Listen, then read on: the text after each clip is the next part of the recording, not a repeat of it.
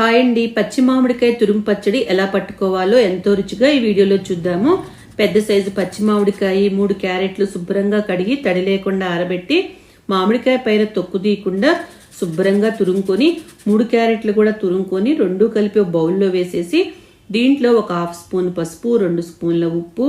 2 స్పూన్ల కారం వేసుకోండి, ప్లెయిన్ కారము. అన్నీ వేసాక బాగా కలుపుకొని పక్కన పెట్టేసి స్టవ్ మీద చిన్న బాండీ పెట్టి 1 స్పూన్ మెంతులు, 1 స్పూన్ ఆవాలు వేసి బాగా వేగాక మిక్సీ వేసుకొని ఈ పౌడర్ కూడా వేసేసి బాగా కలుపుకొని